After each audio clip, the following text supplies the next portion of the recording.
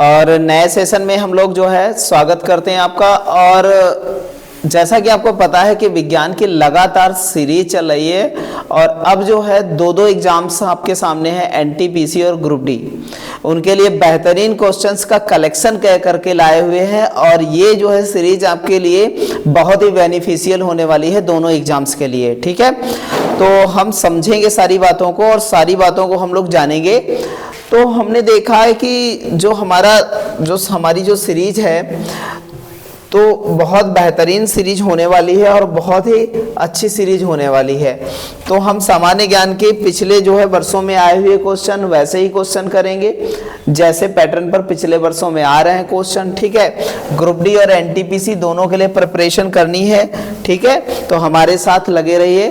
ठीक है, तो अगर आपको जो है रेलवे 2025 में की तैयारी करना चाहते हैं तो जो आप ही जुड़ जाइए अभी मैथमेटिक्स बाय सूरज सर इस YouTube चैनल से। तो आप साथ में जुड़े हैं तो आपको जरूर सफलता मिलेगी, ये श्योर है 100%। ठीक है, हमारा ऑफलाइन बैच भी चलता है। ये हमारा जो है ऑफलाइन क्लासेस चलती है, सृजन कंपटीशन क्लासेज के नाम से चलती है और ये जो है लखीमपुर डिस्ट्रिक्ट में गोला गोकर्णनाथ, जिसे छोटी काशी के नाम से जाना जाता है, वहाँ पर चलती है। ठीक है, विधिवत तैयारी होती है और हमने पुलिस और एसएससी जीडी में बहुत बेहतरीन रिजल्ट निकाला है।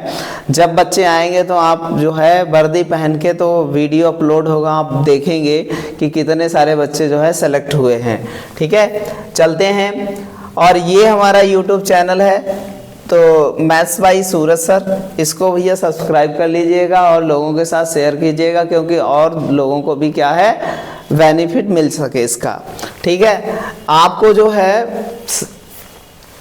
आपको पीडीएफ के लिए टेलीग्राम चैनल ज्वाइन करना है। जो पीडीएफ्स यहाँ पर पढ़ाई जाएंगी क्लास की वो नोट्स आपको मिल जाएंगे, यहाँ पर आपको ज्वाइन करना है PDF maths by Suraj sir. और आपको जो है सारी पीडीएफ बेनिफिशियल जो एग्जाम से संबंधित पीडीएफ होंगी वो सारी पीडीएफ आपको मिलेंगी। ठीक है, चलते हैं आगे, देखते हैं आगे। हमारा जो है कहते हैं कि कहा गया है कि जो है सपना एक देखेंगे मुश्किलें हजार आएंगी। कहते हैं कि अगर आप एक सपना देख रहे हैं तो कहते हैं मुश्किलें हजार आएंगी, लेकिन वो मंजर बड़ा जो है खूबसूरत होगा जब कामयाबी शोर मचाएगी।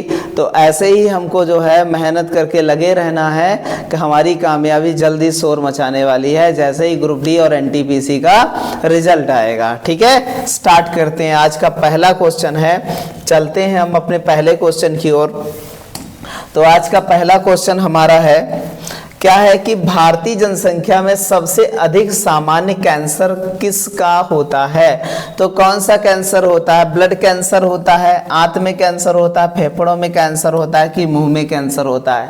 तो आप जानते हैं कि मोस्टली इंडिया में जो है, इंडिया में मोस्टली लोग क्या खाते हैं? तंबाकू। और तंबाकू कहाँ इफेक्ट करती है?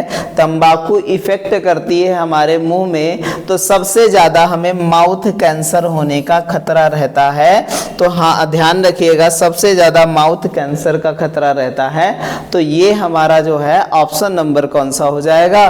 सी हो जाएगा, ध्यान रखिएगा। सबसे खतरनाक अगर कैंसर की बात करें तो ब्लड कैंसर होता है, सबसे खतरनाक ब्लड कैंसर होता है। और ये जो है हमारी लेड जो होती पीबी जो लेड युक्त अगर पानी हमारी बॉडी में अगर हम लोग जो है कोई इंडस्ट्रीज है उससे संबंधित कोई नदी जुड़ी है और वहाँ से पानी आ रहा है तो लेड उसमें क्या होता है और धीरे धीरे हम लोग जो है उस वाटर को लेते हैं और इसके कारण हमारे जो है यहाँ पर हो जाता है क्या? ब्लड कैंसर हो जाता है।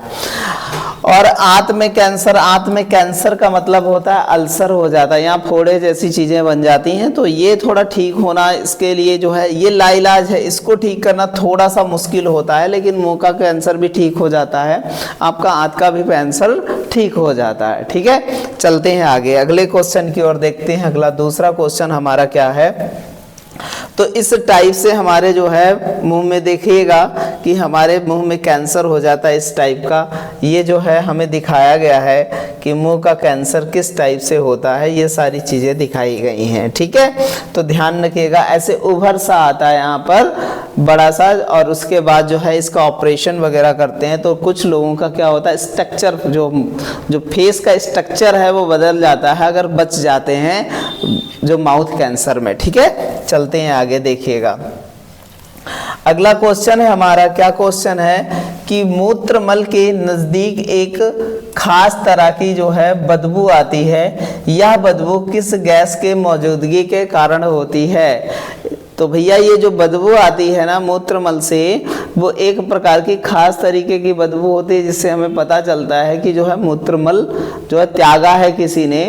तो वो किसके मौजूदगी के कारण ये बदबू आती है? तो हम बताएंगे किसकी मौजूदगी के कारण, तो अमोनिया के कारण जो है। अमोनिया वैसे भी आप जानते हैं कि आप सब लोग पढ़ते हैं, और अगर आपने साइंस ली है तो लैब में गए होंगे, कभी अमोनिया का प्रयोग किया होगा, तो जो है तो उसमें जब अमोनिया निकलती है तो सूंघने के लिए कहते हैं। ठीक है, तो उसमें बड़ा अजीब सी बदबू आती है, तो इसी कारण हमारे जो है बॉडी से क्या होती है, बदबू आती है। ठीक है, तो ध्यान रखिएगा हमारी संबंधित है कौन सी गैस, बदबू। कौन सी गैस, अमोनिया गैस। ठीक है, तो ध्यान रखिएगा। चलते हैं अगले क्वेश्चन की ओर।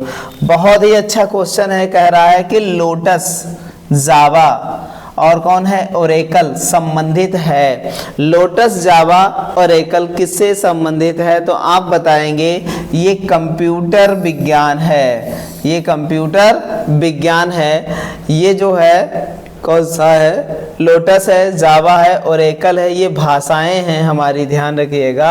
और एक भाषा आप C++ भी पढ़ते हैं, कौन सी, C++ भी पढ़ते हैं। ये सारी भाषाएं हैं किसकी, कंप्यूटर विज्ञान से संबंधित भाषाएं हैं, कह सकते हैं मशीनी भाषाएं हैं, ये कंप्यूटर साइंस से संबंधित हैं। ठीक है, चलते हैं आगे अगले क्वेश्चन की ओर। अगला क्वेश्चन बहुत बेहतरीन होने वाला है, जिसे कहते हैं सोडियम बाइकार्बोनेट या बेकिंग सोडा का रासायनिक सूत्र कौन सा है? तो सोडियम बाइकार्बोनेट और जो है बेकिंग सोडा का रासायनिक सूत्र कौन सा होता है? एक ही बात है दोनों, तो ऑप्शन हमारा कौन सा हो जाएगा, बी हो जाएगा, सोडियम हाइड्रोक्साइड।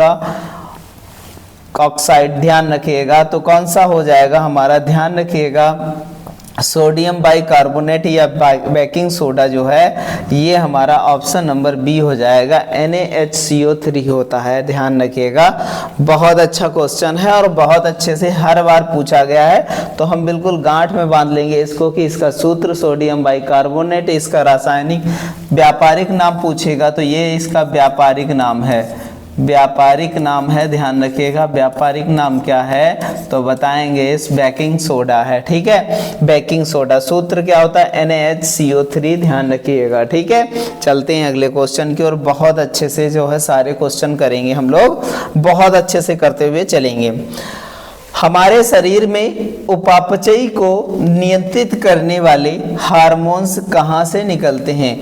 तो उपापचयी क्रियाओं को, हमारी बॉडी में जो उपापचयी क्रियाएं होती हैं इनको नियंत्रित करने के लिए, इनको जो है रेगुलेट करने के लिए, इनको जो है नियंत्रित करने के लिए, कंट्रोल में रखने के लिए कौन से हार्मोन्स कहाँ से निकलता है, कौन से हार्मोन्स और कहाँ से निकलते हैं ये जानना है हमको। ठीक है, यही पूछा है सवाल ने, तो ऑप्शन नंबर सी हो जाएगी। कौन सी हो जाएगी, अवटु ग्रंथि, जिसे थायराइड ग्रंथि के नाम से जाना जाता है, जिसे थायराइड ग्रंथि, थायराइड ग्रंथि के नाम से जानते हैं। किस नाम से जानते हैं, थायराइड ग्रंथि के नाम से जाना जाता है। ये थायराइड ग्रंथि हमारे गले में पाई जाती है। ये ग्रंथि जो है कहाँ पाई जाती है, हमारे गले में पाई जाती है, गले में। ये कहाँ होती है, ये मनुष्य के गले में, यहाँ पर जो है थायराइड ग्रंथि देखने को मिलती है हमें। ठीक है, पिट्यूटरी ग्लैंड हमारी मास्टर ग्लैंड कहलाती है, मास्टर ग्लैंड कहलाती है, मास्टर ग्रंथि कहलाती है। ध्यान रखिएगा, ये मास्टर ग्रंथि कहलाती है, बहुत ही इंपॉर्टेंट है हमारी ये मास्टर ग्रंथि कहलाती है। कौन सी? पिट्यूटरी ग्लैंड हमारी मास्टर ग्रंथि कहलाती है, क्योंकि यही रेगुलेट करती है पूरी बॉडी के जितने भी अंतःस्रावी ग्रंथियां हैं, जिनको जो है भेजता है, संदेश भेजता है कि आपको अब टाइम आ गया कि आप हार्मोन्स रिलीज कीजिए, यही काम करता है, इसीलिए इसे मास्टर ग्रंथि कहा जाता है। चलते हैं आगे। अगला क्वेश्चन है हमारा, बहुत अच्छा क्वेश्चन है। कार की बैटरी में उपयोग किया जाता है, क्या उपयोग किया जाता है? तो बताएंगे कौन सी चीज बैटरी में किस एसिड का यूज किया जाता है। सीधी से पूछने वाली बात यह है, लेकिन उसने कहा कार की बैटरी में। चाहे कार की बैटरी हो, चाहे बाहर की बैटरी हो, चाहे आप कोई रॉड जलाते हैं वो वाली बैटरी हो, सब में यूज किया जाता है। जितनी भी लेड बैटरी हैं सब में यूज किया जाता है सल्फ्यूरिक एसिड H2SO4, जिसका सूत्र होता है सल्फ्यूरिक एसिड का यूज होता है। आप ध्यान रखेंगे ऑप्शन नंबर हमारा बी हो जाएगा, ठीक है। आसुत जल जो है मंदक के रूप में प्रयोग किया जाता है। ये मंदक के रूप में, मंदक परमाणविक अभिक्रिया में मंदक के रूप में यूज किया जाता है। इसका किसका? मंदक के रूप में इसका यूज किया जाता है, ऑक्सीजन को मतलब क्रिया को स्लो करने के लिए, ठीक है, ध्यान रखेंगे। चलेंगे अगले क्वेश्चन की ओर। अगला क्वेश्चन है हमारा, सारे क्वेश्चन बहुत ही जो है अच्छे क्वेश्चन है, अच्छी क्वालिटी के क्वेश्चन हैं। बस ड्राइवर के पश्च शीशा, साइड मिरर जो होता है, साइड मिरर के रूप में प्रयोग होता है। साइड मिरर के रूप में किस जो है, किस मिरर का यूज करता है, ये बताना है। किस मिरर का यूज किया जाता है? तो आप बताएंगे उत्तल लेंस का यूज होता है। उत्तल लेंस का मतलब कॉन्वेक्स लेंस का यूज होता है, ध्यान रखिएगा। साइड मिरर के रूप में यूज होता है। लेकिन अगर बात करते हैं हम, अगर बात करते हैं इसकी, तो ये जो है हेडलाइट, ये हेड लाइट वगैरह में यूज होता है, हेडलाइट में यूज होता है, सोडियम लैंप में, सोडियम लैंपों में यूज होता है, ये सारी चीज़ों में यूज होता है। आपने इसकी बात कहें तो आपने पढ़ा होगा एक चीज़ जो है, क्या कहा, अगर सोलर कुकर की बात करें, सोलर कुकर की बात करें, कुकर में भी इसका यूज होता है। तो ध्यान रखेंगे इसी चीज का जो है, किसका, कॉनकेव और कॉन्वेक्स जो होती हैं हमारी, किसमें, साइड मिरर के रूप में यूज की जाती हैं, ठीक है। चलते हैं अगले क्वेश्चन की ओर। बहुत ही जो है बहुत ही अच्छा क्वेश्चन था, तो सारी चीज़ों को हम देखते हुए चलेंगे। इसमें से कौन एलर्जी वर्ग का रोग है? मतलब हमको जो है एलर्जी, मतलब कहते हैं कि एलर्जी मतलब एलर्जी वर्ग का रोग है जो एक से दूसरे में हो जाने का कारण होता है। तो सर्दी है, दमा है, बुखार है, तो बुखार तो ऐसा नहीं है, तो एलर्जी वर्ग का रोग है हमारा कौन सा? चेचक। बताएंगे कौन सा? चेचक, जिसे छोटी माता के नाम से भी जाना जाता है। बड़ी माता, छोटी माता, जो चेचक होता है, आपने देखा होगा गाँव में कहते हैं माता निकल आई माता, ठीक है, वही चेचक होता है। ये एलर्जी वाला रोग है, ठीक है। चलते हैं, स्मॉल पॉक्स कहा जाता है जिसको, स्मॉल पॉक्स कहा जाता है। Where are the following disease of the allergy category? तो कौन सा हो जाएगा? स्मॉल पॉक्स कहेंगे, ठीक है। चलते हैं अगले क्वेश्चन की ओर। अगला क्वेश्चन है हमारा, बहुत अच्छा क्वेश्चन है। कहेंगे यहाँ पर देखिएगा, सर सीवी रमन इंडिया के बहुत बड़े वैज्ञानिक थे, इन्हें नोबेल पुरस्कार से सम्मानित किया गया 1930 में। सर सीवी रमन को 1930 में नोबेल पुरस्कार से किस खोज के लिए सम्मानित किया गया था?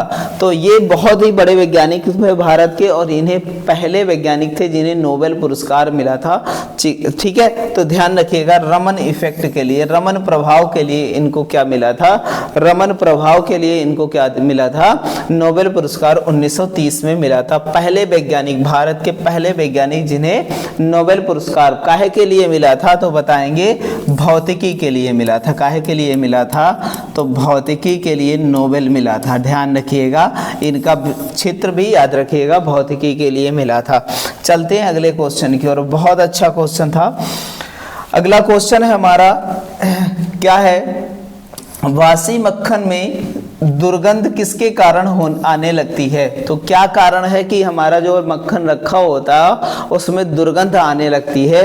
तो वो होता है ब्यूटेरिक। कौन सा होता है? ब्यूटेरिक एसिड के कारण जो है बासी मक्खन में दुर्गंध आने लगती है।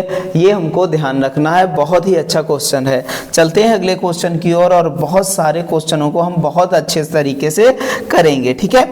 चलते हैं, लाल रक्त कणिकाएं मतलब आरबीसीज की बात कर रहा है। आरबीसीज की बात कर रहा है कि निर्माण कार्य में कौन सहायक होता है, कौन हेल्प करता है, आरबीसीज का निर्माण जो है कहाँ होता है। तो सबसे पहले जानेंगे आरबीसीज का निर्माण कहाँ होता है। तो इनका निर्माण होता है अस्थि मज्जा में। कहाँ होता है तो बताएंगे अस्थि मज्जा में। कहाँ होता है तो अस्थि मज्जा में इसका क्या होता है, निर्माण होता है आरबीसीज का। ये अस्थि मज्जा आप जानते हैं क्या होती है। जब आप देखते हैं कि कोई हड्डी है, आप देखते हैं इस प्रकार की हड्डी होती है, इस प्रकार की हड्डी होती है। हड्डी के अंदर खोखला भाग होता है और इसके अंदर ये रेड कलर का भरा हुआ होता है। तो वही जो है बोला कहा जाता है अस्थि मज्जा, और यहीं पर आरबीसीज का क्या होता है, निर्माण होता है। आप समझेंगे सारी बातों को अगर जो है। तो कहते हैं कि इसमें जो है सहायक कौन सा होता है, तो बताएंगे सबसे सहायक होता है Fe। तभी हम किसी भी व्यक्ति को अगर रक्त की कमी होती तो कहते हैं फॉलिक एसिड लो, फॉलिक एसिड लेने की सलाह देते हैं। आयरन की चीज़ों को खाने की बात करते हैं, पालक में सबसे ज़्यादा आयरन होता है और वो लेने की बात की जाती है, डॉक्टर्स बोलते हैं। ठीक है, चलते हैं अगले क्वेश्चन की ओर। अगला क्वेश्चन है हमारा, बहुत अच्छा क्वेश्चन है, बहुत अच्छा क्वेश्चन है। कहते हैं कैंसर के उपचार के लिए उपयोग में, कैंसर के उपचार के उपयोग में किस समस्थानिक का प्रयोग करते हैं। तो कौन से समस्थानिक का उपयोग किया जाता है, तो हम समझेंगे। बहुत अच्छा क्वेश्चन। कोबाल्ट के जो कहते हैं CO मतलब कोबाल्ट के समस्थानिक का यूज किया जाता है और वो कौन है, CO16 जो है ऑप्शन नंबर ए, इनका प्रयोग किया जाता है, इसका प्रयोग किया जाता है। ठीक है, तो ध्यान रखेंगे, बहुत अच्छा क्वेश्चन है। चलते हैं अगले क्वेश्चन की ओर। अगला क्वेश्चन है हमारा क्वेश्चन नंबर 13। क्वेश्चन नंबर 13 कहता है कि राइबोसोम की खोज किसने की थी। राइबोसोम हमारी जो है कह सकते हैं हमारी सेल, जो हमारी कोशिका होती है, हमारी सेल का एक पार्ट है, सेल का एक पार्ट है, एक कोशिकांग है, समझेंगे। कोशिका का एक ऑर्गन्स है हमारा राइबोसोम। ठीक है, राइबोसोम की खोज किसने की थी। अगर बात करें राइबोसोम की खोज की बात करें तो किसने की पैलेट ने की थी।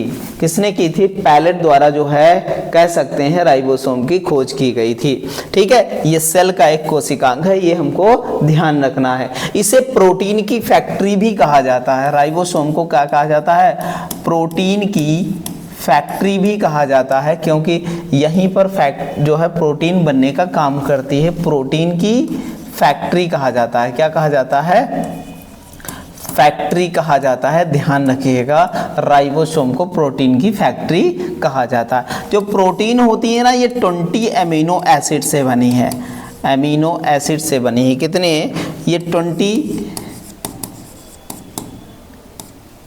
एमिनो एसिड से बनी होती है। ध्यान रखिएगा, 20 एमिनो एसिड से मिलकर के एक प्रोटीन का निर्माण होता है। ध्यान रखिएगा। चलते हैं आगे अगले क्वेश्चन की ओर। बहुत अच्छे, सारी चीज़ों को हम देखते हुए बहुत अच्छे से चलेंगे।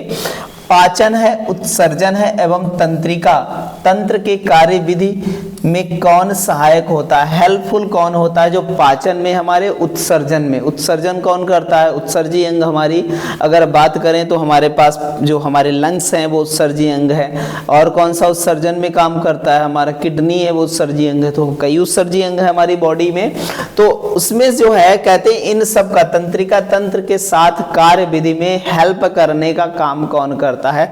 तो बताएंगे आप सोडियम। सोडियम जो होता है उसका रासायनिक सूत्र होता है Na और इसका एटॉमिक नंबर क्या होता है, तो एटॉमिक नंबर क्या होता है, एटॉमिक नंबर हम ध्यान रखेंगे इसका कितना होता है, तो बताएंगे 11 इसका एटॉमिक नंबर होता है। बहुत अच्छे से सारी चीज़ों को ऐसे ही देखते हुए चलेंगे। ठीक है, आयोडीन जो होता है ये हमारे, आयोडीन की कमी से आदमी जो है मंद बुद्धि हो जाता है, मंद बुद्धि हो जाता है, मंद बुद्धि हो जाता है। और ग्रोथ, बॉडी ग्रोथ भी रुक जाती है, बॉडी ग्रोथ भी रुक जाती है। तो ध्यान रखिएगा, बॉडी ग्रोथ भी रुक जाती है। ठीक है, तो इसके कमी से होने वाला रोग कौन सा है, मंद बुद्धि हो जाना, बॉडी ग्रोथ कम हो जाना। और कमी से रोग जो हो जाता है वो कौन सा, घेंघा, मेन रूप से घेंघा रोग हो जाता है। ध्यान रखने वाली बात है।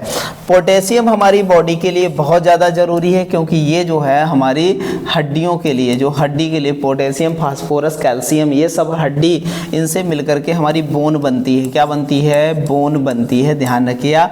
इसके अलावा कौन सा है? हमारा कैल्शियम है, और कौन सा है? कैल्शियम होता है, और कौन सा होता है? ध्यान रखिएगा, और फास्फोरस और पोटेशियम, फास्फोरस होता है। ठीक है, ध्यान रखेंगे, बहुत अच्छे से सारी चीज़ों को समझते हुए चलेंगे। चलते हैं अगले क्वेश्चन की ओर। अगला क्वेश्चन है, बहुत अच्छा क्वेश्चन है। अवरक्तता रोग, अवरक्तता मतलब एनीमिया, और अवरक्तता मतलब एनीमिया, एनीमिया रोग के उपचार में किस समस्थानी का प्रयोग किया जाता है? बताइएगा भैया, कौन से समस्थानी का? कहते हैं कि which isotopes is used in the, कहते हैं कि term of the anaemia disease. तो बताएंगे कि भैया कौन सा जो है डिसीज किसका प्रयोग किया जाता है? तो हम बताएंगे कौन सी हमारी जो है, हमारी जो फेरस होता है, फेरस मतलब हमारा आयरन होता है, उसका 15 59 का जो है यूज किया जाता है। आयरन 59 का यूज किया जाता है, जिससे हम एनीमिया को क्या कर सकते हैं? एनीमिया डिसीज को क्या कर सकते हैं? समाप्त किया जा सकता है, उसके हेल्पफुल होता है। ठीक है, चलते हैं अगले क्वेश्चन की ओर। बहुत अच्छा क्वेश्चन था हमारा। अगला क्वेश्चन है हमारा, बहुत अच्छा क्वेश्चन है। कहते हैं आइसोसोम, क्या है? Sorry, lysosome. लाइसोसोम की खोज किसने की थी? दिस इज अ लाइसोसोम, हमारी क्या है? ये लाइसोसोम कह सकते हैं सेल ऑर्गन्स है। सेल अंग का कोशिकांग है। क्या है? कोशिकांग है, कांग है, ध्यान रखिएगा। सेल ऑर्गन्स है ये, और इसकी खोज किसने की थी? तो आपको बताएंगे कौन से? डी डुबे द्वारा इसकी खोज की गई। द डिस्कवर्ड ऑफ लाइसोसोम, तो किसने डिस्कवर्ड किया था? तो डी डुबे ने खोज की थी। ऑप्शन नंबर क्या हो जाएगा? सी हो जाएगा। चलते हैं अगले क्वेश्चन की ओर। बहुत अच्छा क्वेश्चन है। अगला क्वेश्चन है हमारा कि कोशिकीय संवहन एवं जैविक क्रियाओं का नियंत्रण किसके द्वारा किया जाता है? मतलब किस तत्व के द्वारा? कह सकते हैं कि किस तत्व के द्वारा कोशिकीय संवहन और जैविक क्रियाओं का नियंत्रण किया जाता है, ये बताना हमको है। तो ऑप्शन नंबर बताएंगे, पोटेशियम के द्वारा ऐसा काम किया जाता है। कह सकते हैं इसको पोटेशियम के द्वारा किया जाता है। चलते हैं अगले क्वेश्चन की ओर। बहुत अच्छा क्वेश्चन है हमारा। कहते हैं कि सजीव कार्बनिक वस्तुओं की आयु को निर्धारित करने के लिए किस विधि का प्रयोग करते हैं? तो C14 पद्धति का प्रयोग करते हैं। इंडस वैली सिविलाइजेशन में भी चीज़ों को पता लगाने के लिए, कितनी एंसेंट हैं, कितनी पुरानी हैं, उनकी आयु को पता करने के लिए हम लोग C14, और C14 जो है कार्बन का क्या होता है? समस्थानिक होता है। ये क्या होता है? कार्बन का क्या होता है? समस्थानिक होता है।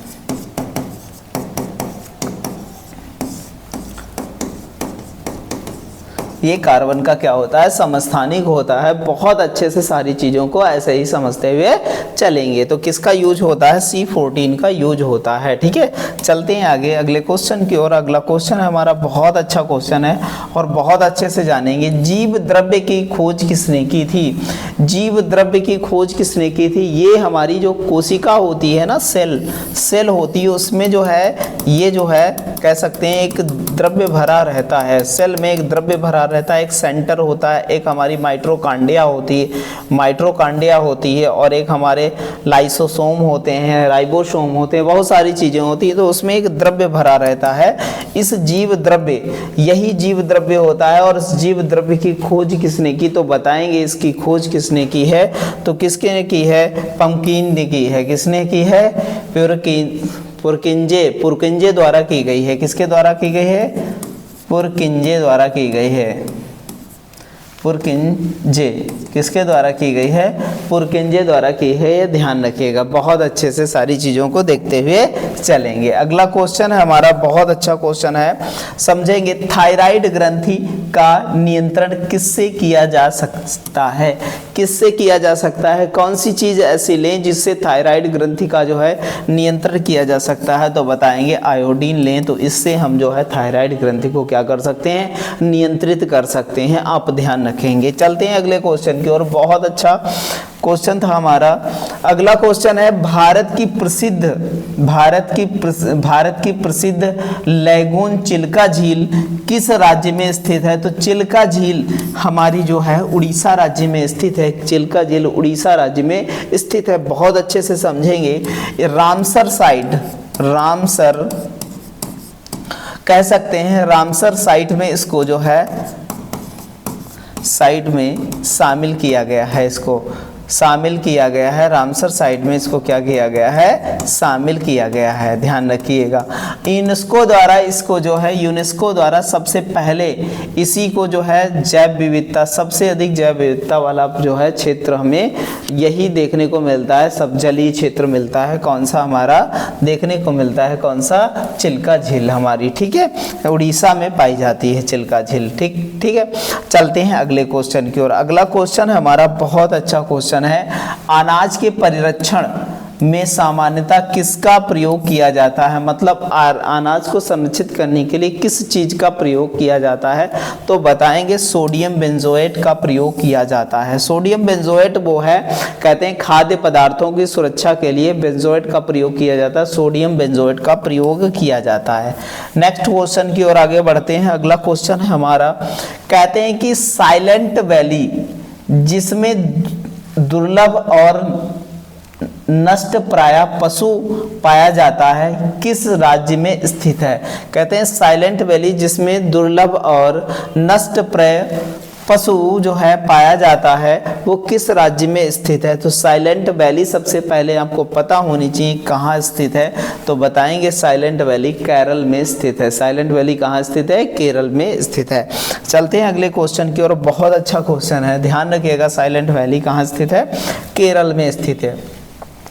आंख में वर्ण दर्शन मतलब कलर विजन की बात कर रहा है, किसकी जो है मौजूदगी में प्रभावित होती है? तो हम जो है हमारी बॉडी, हमारी आंख होती है ना, उसमें कौन चीज प्रभावित हो जाती है जिससे हमें जो है कलर विजन हो जाता है? तो कोन सेल। हमारी बॉडी में दो सेल होते हैं, एक कोन सेल, एक सिलेंड्रिक सेल होते हैं। तो कोन सेल प्रभावित होने के कारण क्या होता है? हमारी बॉडी में जो है कलर विजन देखने को मिलता है। तो क्या हम जो है भेदन नहीं कर पाते? किन दो रंगों का भेदन नहीं कर पाते? कौन से रंग का भेदन नहीं कर पाते हैं? भेदन नहीं कर पाते तो कौन से दो रंगों का भेदन नहीं कर पाते हैं? एक होता है ग्रीन। कौन सा? ग्रीन होता है। ग्रीन और रेड का हम भेदन नहीं कर पाते हैं। ध्यान रखिएगा, ग्रीन और रेड का हम जो है भेदन नहीं कर पाते हैं। ये बात बहुत अच्छे से हमको पता होनी चाहिए। चलते हैं अगले क्वेश्चन की ओर। बहुत अच्छा क्वेश्चन है। मानव में गुर्दे किडनी का रोग किस प्रदूषण से होता है? किसके प्रदूषण के कारण? मतलब कौन से प्रदूषण के कारण? तो अभी आपको बताया हमने कि कैडमियम के प्रदूषण के कारण जो है क्या है? गुर्दे का रोग होता है, किडनी का रोग होता है। विच पॉल्यूशन आप जो cases in kidney disease in human, मतलब ह्यूमन में कह सकते हैं कि किस प्रकार के जो है पॉल्यूशन के कारण जो है, तो बताएंगे कैडमियम के कारण होता है। ऑप्शन नंबर सी हो जाएगा। चलते हैं अगले क्वेश्चन की ओर। अगला क्वेश्चन है हमारा, बहुत अच्छा क्वेश्चन है। कहते हैं भारत में कितने प्रतिशत भाग में वन पाया जाता है? कितने परसेंट भाग में वन पाया जाता है? तो ऑप्शन नंबर सी 24% भाग में वन पाया जाता है। अगर पूछे बाय फॉरेस्टों की बात करें कि जो है forest is the found what the percentage of India, तो 24%।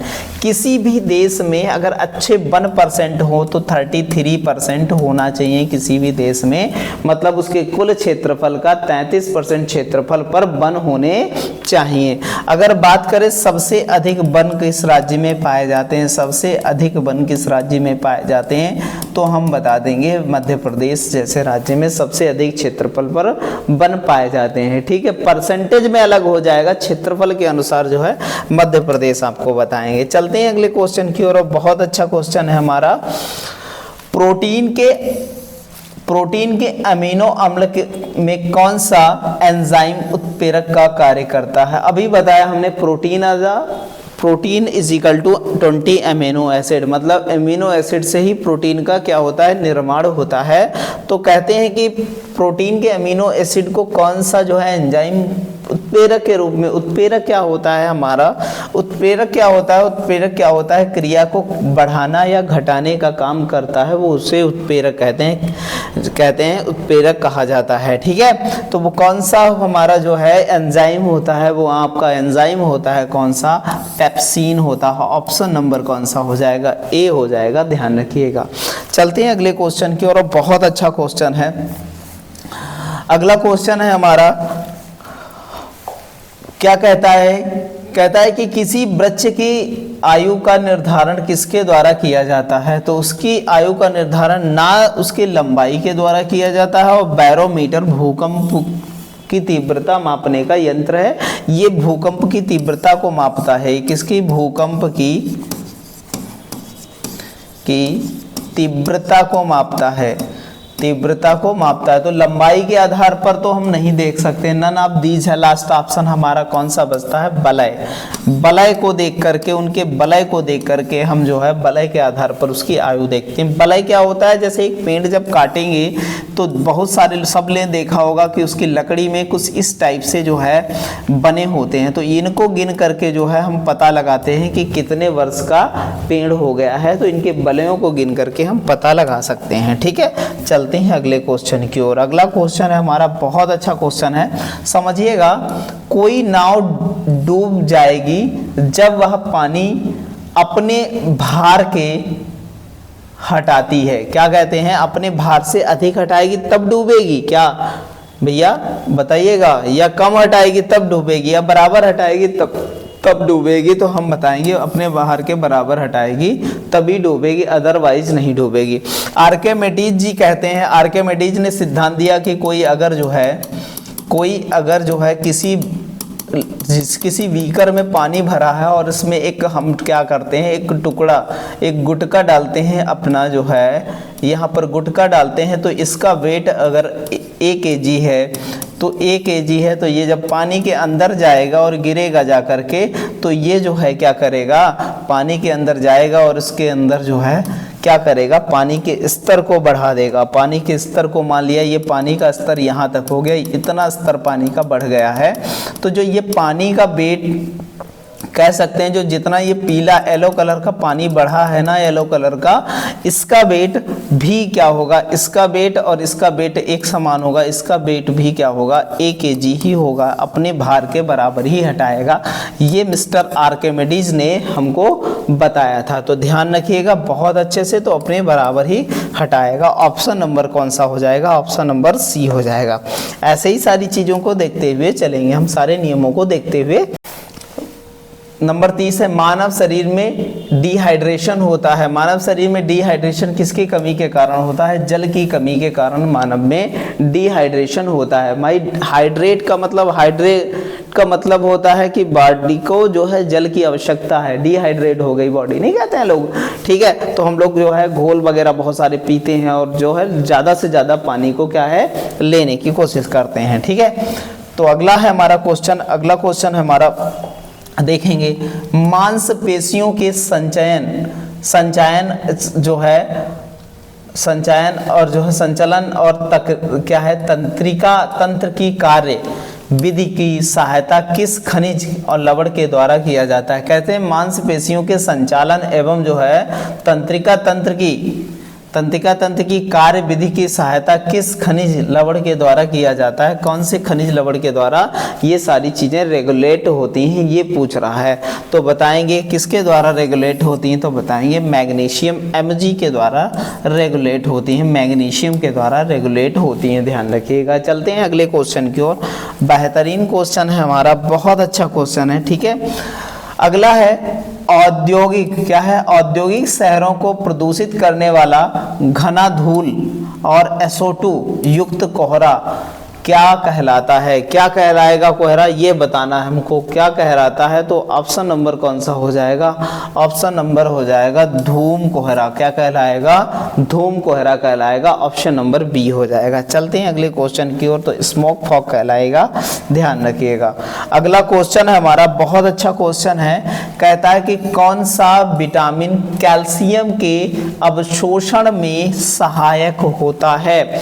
कैल्शियम के अवशोषण में हम कहते हैं कि नाम ही आप देखिएगा, विटामिन का जो रासायनिक नाम है इसका, विटामिन डी का कैल्सीफेरॉल।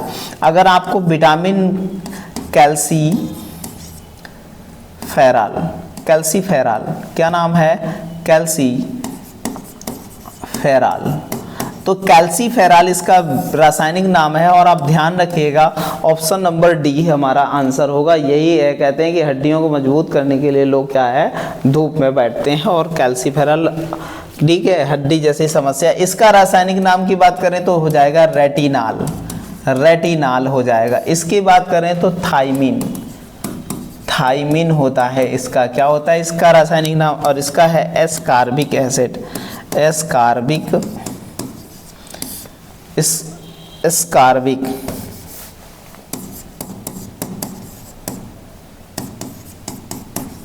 कौन सा, एस्कॉर्बिक एसिड होता है, ध्यान रखिएगा, एस्कॉर्बिक अम्ल होता है। ठीक है, तो ये हमारे हैं, लेकिन ऑप्शन नंबर हमारा कौन सा होगा, डी हो जाएगा, विटामिन डी हो जाएगा। चलते हैं अगले क्वेश्चन की ओर। बहुत ही सारे इंपॉर्टेंट क्वेश्चन है। कह रहा है कि जो है एक्यूपंक्चर क्या है, एक्यूपंक्चर क्या है ये बताना है हमें। तो क्या है एक्यूपंक्चर, ये सारी चीजें जानेंगे। तो एक्यूपंक्चर क्या है, तो ये है हमारा, कहते हैं सुइयों से उपचार की एक विधि है, सुइयों के द्वारा उपचार करने वाली एक विधि है, ध्यान रखिएगा। ऑप्शन नंबर सी हो जाएगा, उसे कहते हैं एक्यूपंक्चर कहते हैं। ठीक है, योगा से ना होगा और ना ही औषधियों से, ना ही अंग्रेजी दवाओं से, किसके, सुइयों के द्वारा उपचार की विधि को एक्यूपंक्चर कहते हैं। चलते हैं अगले क्वेश्चन की ओर। बहुत ही बेहतरीन सारे मेथड हैं।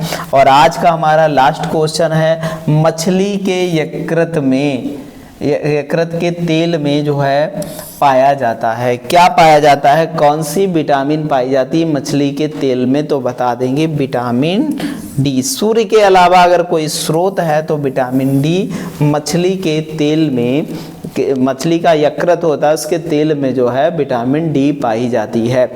ठीक है, बहुत अच्छे से सारे क्वेश्चन हमने देखे हैं और ऐसे ही सीरीज कंटिन्यू बस रखेंगे। और आपसे बस एक ही कहना है कि चैनल को बहुत ही ज़्यादा शेयर कीजिए, क्योंकि हमारा प्रोत्साहन अगर होगा तो और अच्छे कंटेंट और आपके लिए बहुत सारी चीज़ें लाने वाले हैं भविष्य में। और टेलीग्राम चैनल ज़रूर ज्वाइन कीजिएगा, क्योंकि आपको पीडीएफ वहीं पर उपलब्ध मिलेगी। ठीक है, तो ऐसे जुड़े रहिए, पढ़ते रहिए, बढ़ते रहिए और स्वस्थ रहिए। धन्यवाद।